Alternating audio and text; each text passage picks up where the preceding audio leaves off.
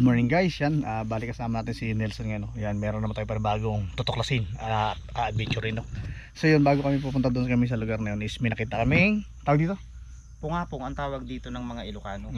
Banggak naman sa mga Bisaya. Pero bihira siya makita, di ba? Madalang, tuwing rainy season lang. Alright, kaya tingnan natin guys. Ito yung bulaklak na sobrang bango. Yan.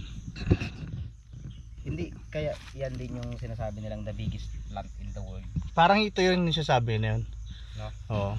Pero laki yun, no? Laki yan, bulaklak yan. Bulaklak na siya eh. Pero ano siya, sabi mo, nagugulay. Ginugulay siya, ipapakita natin yung pinaka-usbong niya. Okay. Yung parang labong. Ito makakita tayo ng mga labong niya. Meron, mismo yan, oh. Sige, tingnan natin.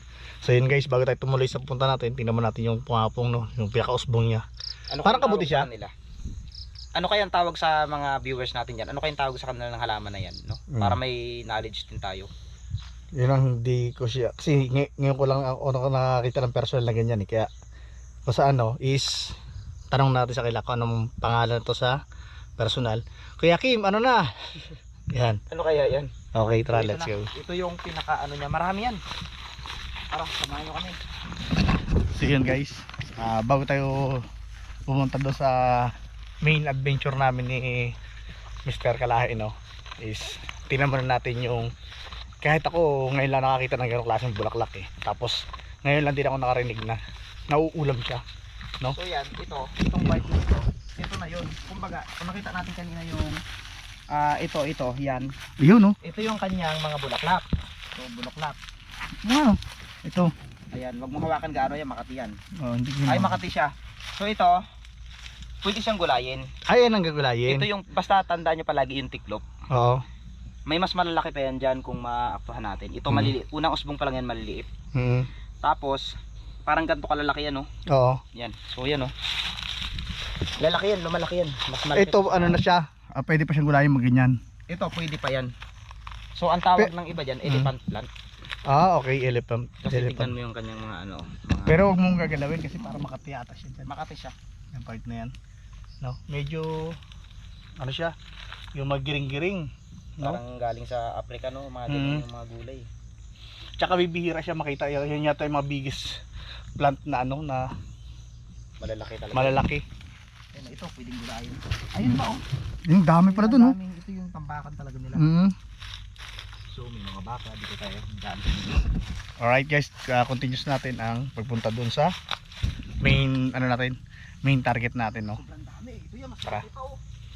Ito talaga. Saan? Oh, malaki.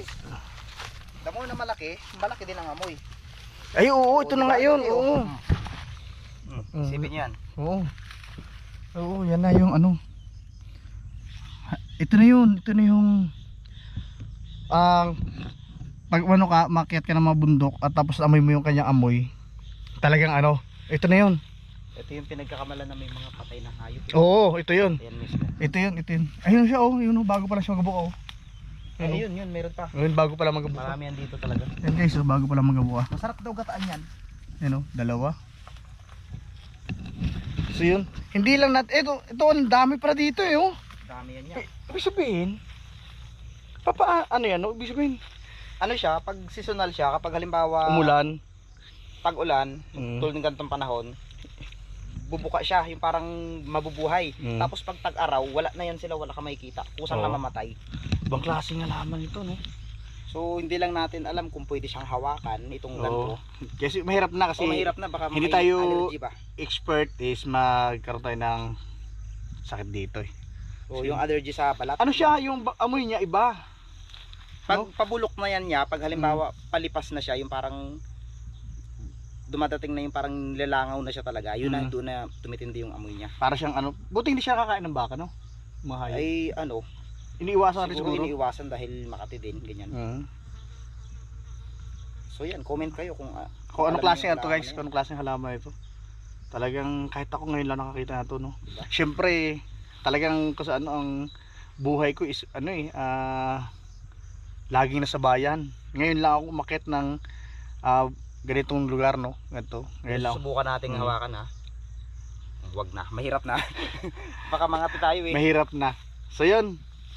paki-comment down below na lang guys kung anong pangalan na tong halaman na to, and then pakisabi kung anong scientific name, and then ano pa ba yung kanyang